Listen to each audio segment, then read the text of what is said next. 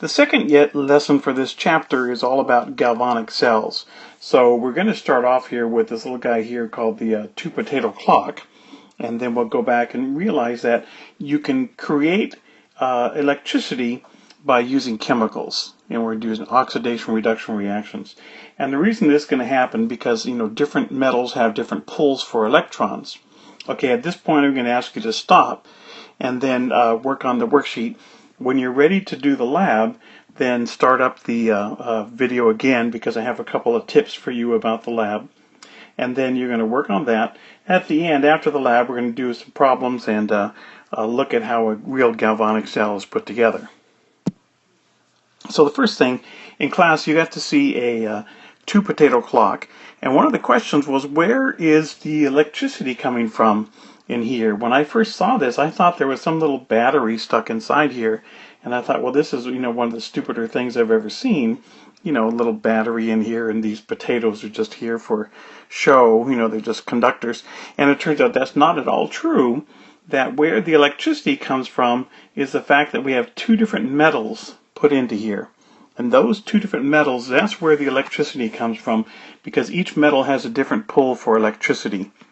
So we have to go back now and say, okay, for this is copper and this is zinc. If we have copper, we could say copper 2+ ion, and that can pick up a couple of electrons and become the copper metal. And that's called the reduction potential reactions. This is the reduction half reaction. And we're going to see later that we get a whole chart of these guys. Okay, also here we have zinc. Now zinc is the other reactant in here, so we can write the exact same thing. Just knowing that zinc forms a 2+ ion, we can say zinc can pick up 2 electrons and turn into zinc metal. And so that's also reduction. So this is reduction and this is reduction. And the idea is copper and zinc are both competing for electrons, but one of them wins. And we happen to know at this point here that copper is the one that wins because it has called E0 value, and that's called the reduction potential. And that number happens to be positive 0.34 volts. Okay, we're talking about electricity, so this little reduction potential is measured in volts. That's important. Now zinc also has a reduction potential, and it happens to be negative 0.76 volts. So what that means is that copper is much better at grabbing electrons, has a better pull for electrons than zinc does. So if you put these two together, they can't both grab electrons, and in fact the zinc is not going to be able to pull the electrons. So what happens, zinc has to lose electrons. So we take this equation and we turn it reverse. So now we say zinc metal turns into zinc 2+ plus 2 electrons. So we write the equation exactly backwards. And once we do that, we have to change the sign on our E0 value. And now it's not a reduction potential, it's a oxidation potential. And instead of being negative 0.76, it's going to be positive 0.76 volts. So three things change. We turn the reaction around, we change the sign on the voltage, and we give it a new name. Now that's called the oxidation potential. And the electricity for this in this potato, okay, is going to be caused by those two different pieces of metal, and we're going to get the voltage by adding together the reduction potential and the oxidation potential. We'll come back to that more later. So now would be a good time for you to stop and go ahead and try the problems on the first page of the worksheet, and start this up again when you're ready to start the lab.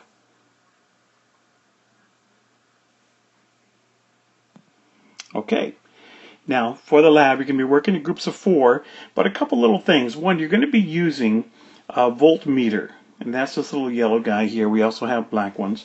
And the voltmeter, you have to have it set on the right setting. So over here in the corner, you see DC voltage, direct current voltage, and there is a little dial here in the center, and it has to be pointing at 20. And that'll make it work the best. That'll give you the best readout. So DC voltage set to 20. The other thing is you have to turn the switch on. Okay, and I'd like you to also remember, please turn that switch off at the end of the lab. That's important, or else it uses up the battery. Now, what you're going to be working with is a potato, and you'll understand why the potato's there later. But the potato, we're going to use it to test 4 different metals. Now, the metals we have are magnesium, and you can tell magnesium because we used that in the lab before, and it's those tiny little ribbons of magnesium. So just the shape of that makes it pretty obvious which one's magnesium. Okay, then we have copper, and copper is totally obvious. Okay, big old coppery looking piece of stuff. Now the other two are zinc and lead. Now zinc and lead are a little tough to tell because if you look at them, they actually look really totally the same, but lead is very soft and bendable, so you can just test it by bending that. Now if you do touch the lead, be sure and wash your hands before you go off to lunch or whatever. Now, the other tip that I have for you is, go ahead, 2 more tips. One, go ahead and mark on the potato, because we're going to change potatoes every period. And go ahead and mark on the potato what the metals are, so it makes it a little bit easier for you to find the different ones. You don't get mixed up. The other thing is, if you try to just touch these electrodes to the potatoes, to the metals, and get a voltage, that doesn't work very well. The voltage, just really jumps all over the place. So we found that the best thing to do is just to take these electrodes, the pink, the red one and the black one, and just jam them into the potato so that they touch the, let me get a better color here. You want to jam them into the potato so that they are in contact with that piece of metal. And you can't see what's happening back here on the copper one. Once they're jammed in, then you step back a little bit and don't touch the potato. And then this number here will settle down, be easier to read.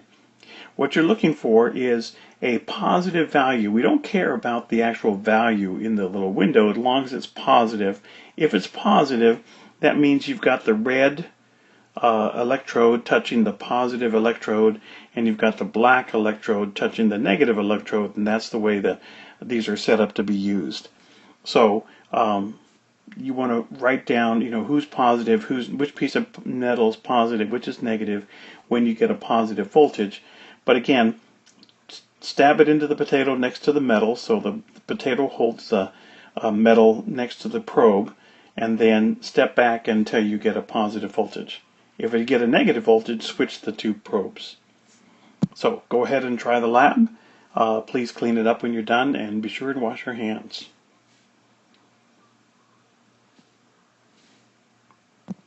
Okay, it must be time after the reactions. So what we hopefully have found out is that different metals have different poles for electrons, and you should have found out that copper was actually at the top of that list. So copper was better than any of the other ones. So here's the lead. Okay, here's the zinc. And magnesium would be farther down on this list, but I don't have that. So it should have been that the copper actually was the positive electrode 3 times out of the 4. The lead was 2 times out of the 4. The zinc was the positive 1 time out of the 4. And the little magnesium, okay, it has such a tiny pull for electrons that it never gets to be the cathode. So it gets 0 times out of 4. That was never the positive electrode. Now we're going to use these numbers. We can see that hopefully they came out, at least in the right order. But we want to use these numbers to do some calculations. Now, we talked about zinc and copper in their potato, and said that just the fact that we had a zinc and copper, you could make a battery out of that. But here's what a galvanic cell kind of officially looks like, a nice lab cell.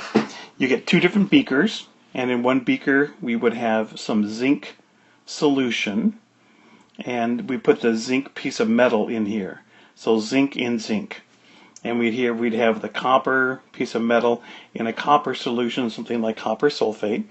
So zinc and copper, and these are all 1 molar solutions to get a standard cell.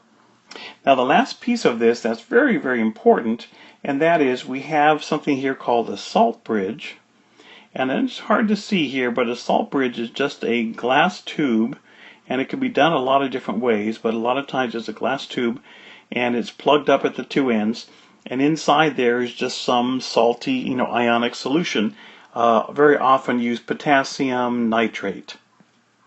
And the reason we want something like that is you wanted ions that are not going to precipitate your zinc solution, your copper solution. So potassium ions, nitrate ions, those are totally soluble, and they will allow the two solutions to conduct, but they won't interfere with the reaction.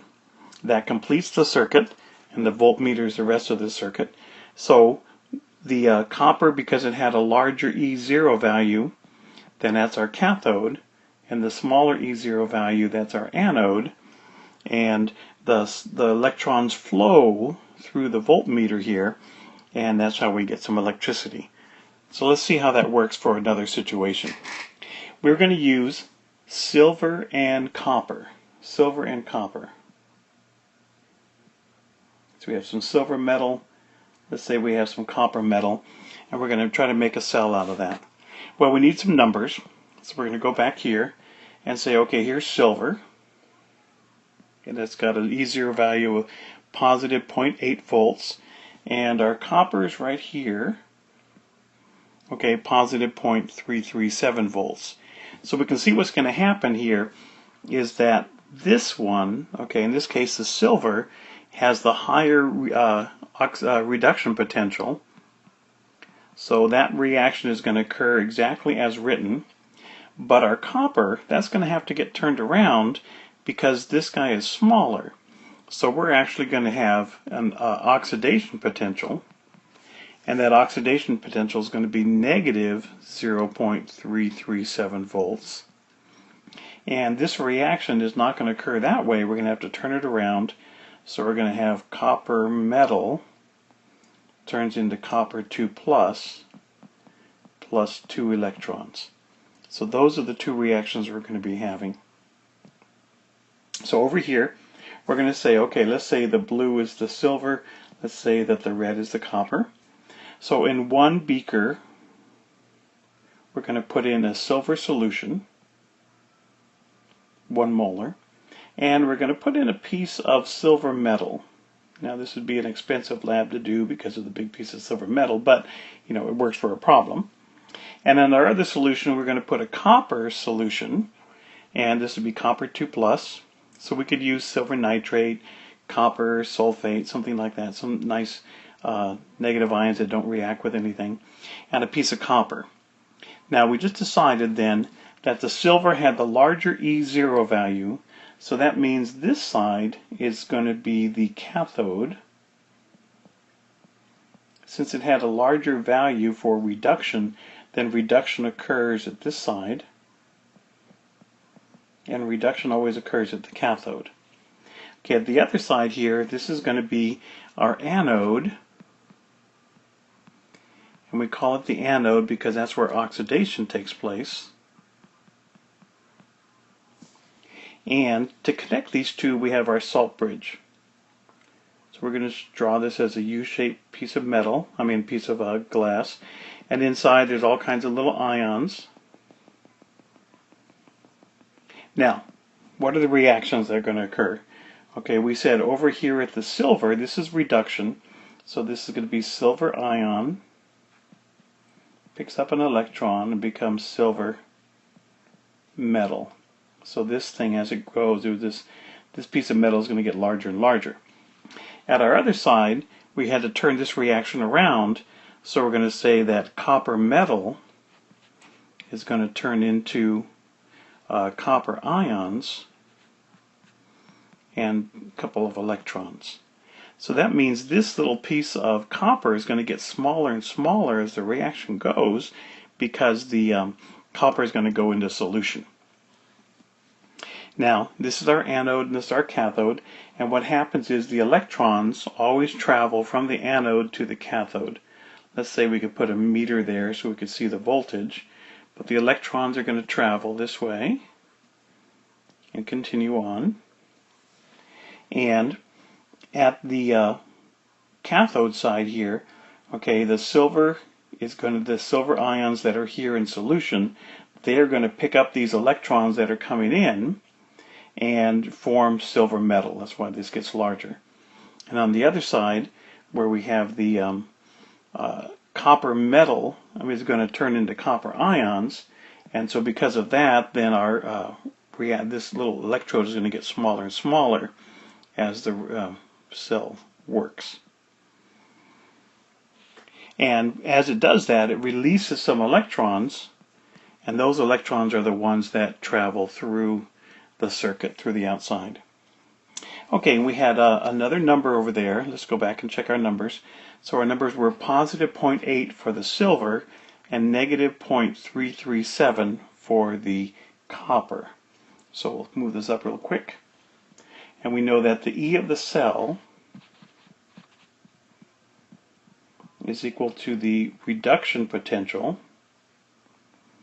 And the little zeros on these E's stand for standard conditions, so if everything was done at 1 molar. And the oxidation, so the reduction was positive 0.80 volts, and the oxidation, remember, was negative 0.337 volts. 0.337 volts. And together, when we add those together, then we are going to get the voltage of the cell. Now I calculate that as a positive 0.463 volts. So if we did hook this up, then our little voltmeter here, that would read 0.463 volts. The electrons go from the anode to the cathode. The cathode is going to get larger because we're going to build up silver, and the anode is going to get smaller. Now, on this side we are building up positive ions, and on this side we're using up positive ions. So what's going to happen is the positive ions are going to flow through the salt bridge and keep both solutions electrically neutral. At the same time, negative ions are going to flow in the other direction, and again that will keep both solutions electrically neutral. When we had our two-potato clock, then the potato itself was acting as a salt bridge. And that's this lesson.